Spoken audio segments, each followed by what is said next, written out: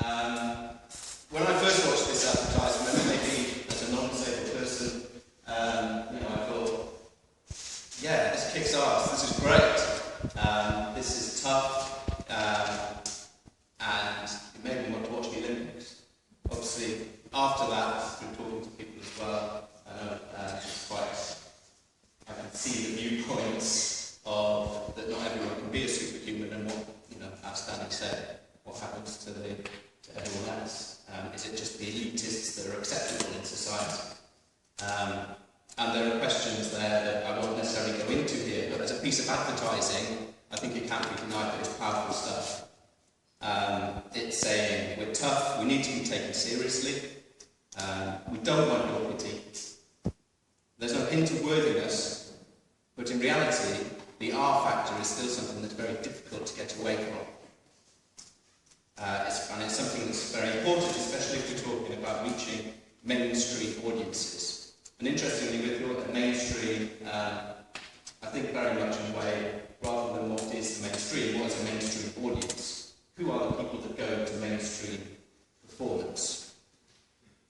But even during the Paralympics, such a display of sweat and endeavour, much as the advert depicts, I remember going to watch the 200 metres, I think it was T44 final, in a local bar, and you had Oscar Pistorius.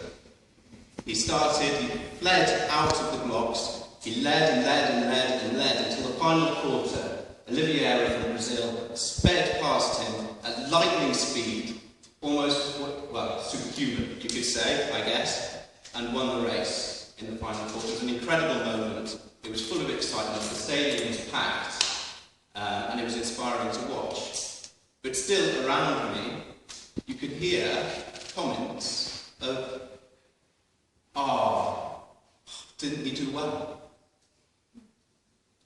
It was still there, that kind of need to pity, rather than just see something as an amazing sporting achievement, repeated sporting achievement for that athlete. So what it made me think was, if the very previous sporting achievement can't break that attitude within a regular public, then what chance have we as theatre makers to do that, to lose that R factor? It's, as I said, an important question to consider when we talk about breaking into the mainstream and putting our work in front of the wider public, in front of the public who might not have any concept of what we do, have any idea of disability issues, disability rights, or inclusive arts, disability arts, whatever it might be, because they will judge it on their experience. And often the default setting is to be patronising, to have pity. And as theatre makers, how do we avoid this? In 2007, Hijinx Theatre created the Unity Festival in collaboration with like-minded organisations such as Disability Arts Cymru, Community Music Wales and Touch Trust, with Wales Millennium Centre as our venue partner. The whole concept of the festival was to get away from the worthiness that I felt was attached to some of the work that we were producing. Before that, I'd come from working with Spare Tire Theatre Company in London for a number of years, to starting with Hijinx Theatre. And through that experience of talking to other disability arts companies, inclusive companies, there was always a feeling that the work we were doing was invisible in some way. It was always within our own communities. It was very difficult to get a platform that was in front of a mainstream audience. It was undervalued. So the festival was a way for everyone to come together and try and challenge that. Try and put our work in front of mainstream audiences. Whether it was a street performance in the foyer of the Millennium Centre, or ticketed performances in the theatre spaces. But very much in programming the festival, it's about looking for work that is in no way worthy.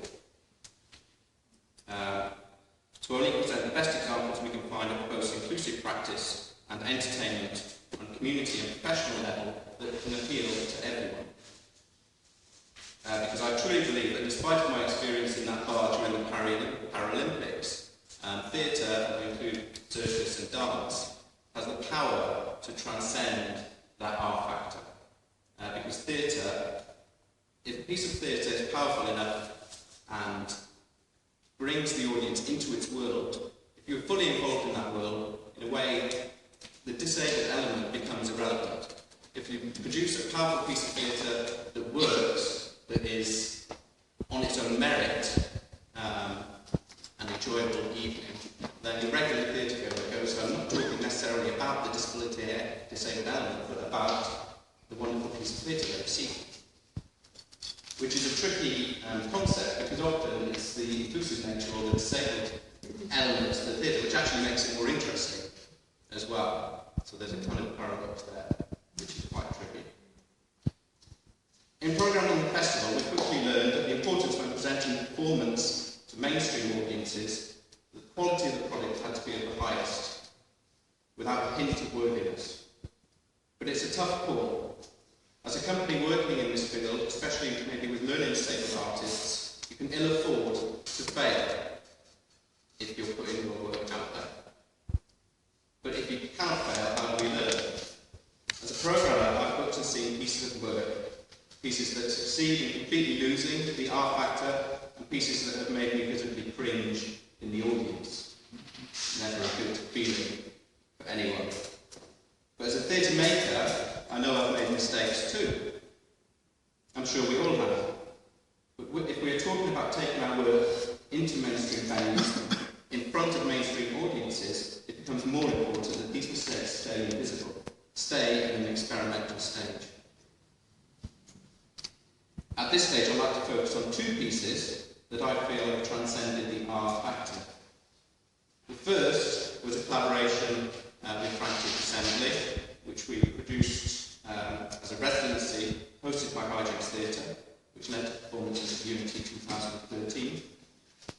Here's an image for you. We have image one more. Voila. And here's an image without helmets. There we go. So why did this work? It had 15 performers in it. Some of our actors with learning disability from our academy, and some as paying participants taking part in it as a training opportunity. It was, in essence, a community project. None of the cast were paid to be there. It had a professional team around it. The initial inspiration for the piece was actually this Paralympics advert which I showed you earlier on. I wanted something for the festival that was opposite of worthy, that kicked ass, that said, fuck you, that had attitude.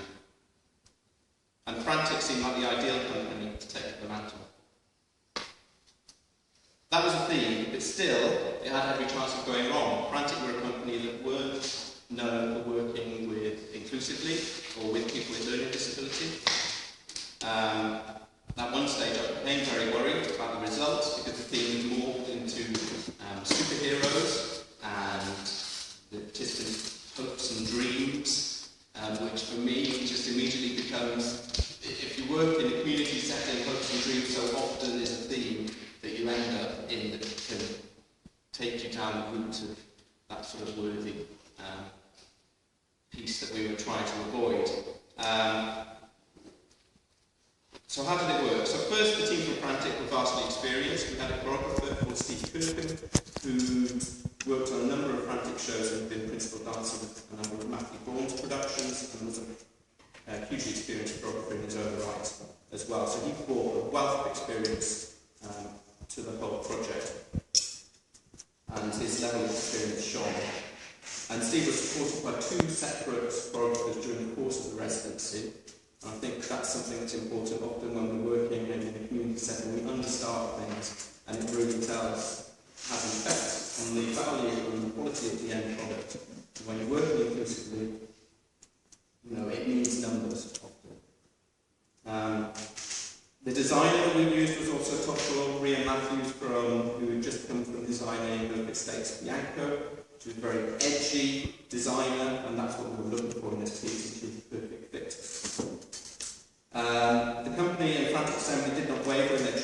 students with learning disabilities. They pushed and pushed them. It was a highly physical show, and a lot was expected of all the participants. It was a tough 2 weeks, but everyone was challenged, and ultimately they rose to it. On our academy, and as an educator, I'm a big believer that we have aspirations in people, they rise to those aspirations. And this was a demonstration of that, and I think all our residencies are a demonstration of that. We recently finished one with Punch Drunk, which Jane will allude to in her talk, and we really do expect people to kind of raise their game on this project. To prepare our students for the experience, they had taken part in over a year of training on our academy, in which we instilled professional aptitude in all of them, but as importantly, the performers without learning disabilities were also highly skilled. I think this is an important factor. I see a lot of inclusive work, especially maybe when we work with people with learning disability, and actually it's the actors without disability that let down the performance. So it's very important, there's an equal level between both. The space we were working in was fantastic. It just adds professionalism. The rehearsal room we're using, as simple as that, is of a professional standard. Very often you find yourself in function rooms trying to lead workshops, or trying to put shows together that are too small and not fit for purpose. The whole process played to the group's strengths. It was designed around the performance abilities, something that Hijinx adheres to and strives for, and we do. So these were some factors that contributed to making the piece work and avoided it being a wordy piece. It was sexy, it was powerful, it was fun. And even the theme of dreams was dealt with in a sensitive and very artistic way, in that it came up in installation after the show when the audience came up onto the stage and explored what was in the performance briefcases. And in there were little snippets and hints of what the dreams might have been. So the attention to detail on the project was huge, and that's kind of what Frantic brought to the process, and what a lot of our residencies have brought to Hijinx is the awareness of the attention to detail that is needed to keep, to ensure quality in products that we're producing. And I think that's an aside that there's a lot to be learned from working with very established companies in an inclusive setting, in there, how they maintain that quality. We have as much to learn from them as they have to learn from us in working inclusively. I'm going to flip the forward.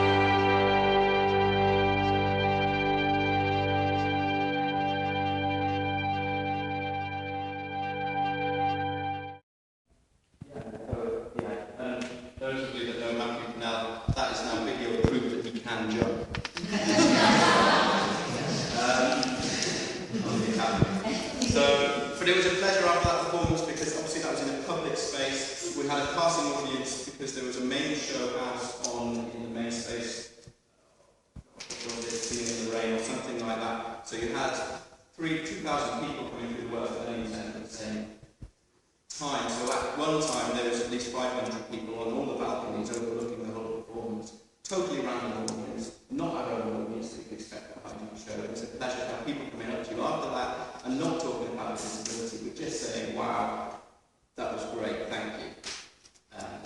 Not a hint of the, that's lovely, they do well. We're trying to avoid. The second example I want to talk about is a French company called Surfing Extremists. They performed at Unity in 2013. And in 2015 we'll take part in a tour which will take in Greenwich and Docklands International Festival, Glastonbury, and the roundhouse they had to turn down. They book up to 2 years in advance. So, I mean, yeah, you can't get more mainstream than them in a way, or more in demand, at least, let's put it that way. First of all, the company in Marseille in 2012 and blown away. Again, the piece has no hint of worthiness. In fact, it's quite interesting because in this piece, they kind of turn the Ahhh Factor on its head, they use it to their advantage. There's very aware how they can use it to manipulate the audience. So here we have an early scene, which I'll show you.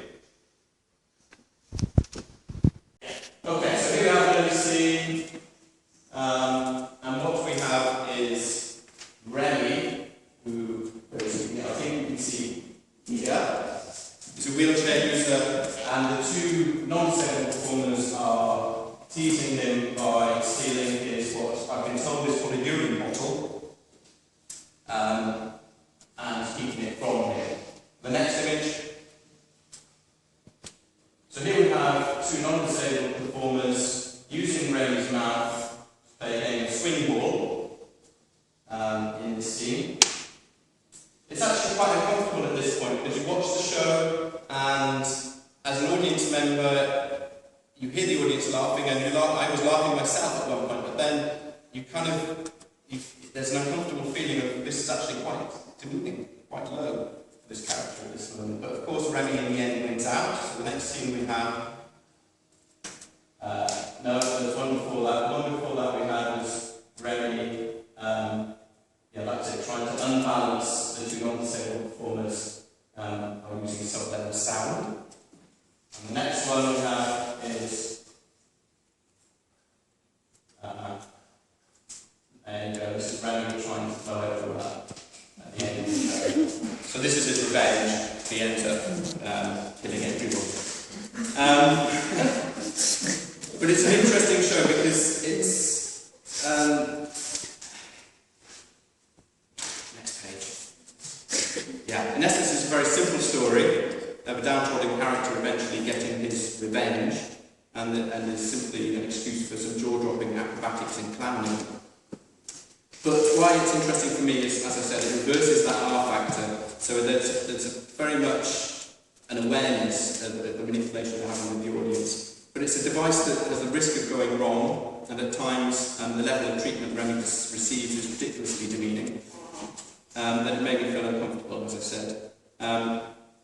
But it works because in the piece, Remy his involvement is in no way tokenistic. He's fully involved as a wheelchair user. At points he's balancing on the boards, that there's some real kind of heart-stopping moments there when he's actually balanced on the broken asphalt and the boards. And then when the two acrobats are performing somersaults, etc., and he's totally running the show from the ground. And you can really see that the whole piece has been put together and devised by three very close friends, very much with an awareness of how they can use Remy's disability to trick the audience into an emotional involvement in the piece. A technique that only works because the overall level of all the performances is so polished and so jaw-droppingly skillful, you are taken in completely by their world and hang on the end of your seat throughout. Which takes me back to that point that I believe theatre can transcend the Ahhh Factor in a way that maybe sport cannot, because it's about being taken into that world. And if you can get an audience with you and in that world and following you completely, and the piece is good enough to do that, then you've won. And I guess that have to make sure that whatever we do is as good as it can be, that an audience go home raving about our work just because it's bloody good entertainment, and then hopefully we've won the battle. But it's a big challenge, and it's one I'm sure we haven't always achieved at Hijinx, and we've all got to be allowed to fail at points as well. But it's something we always strive for, and hopefully we're getting there.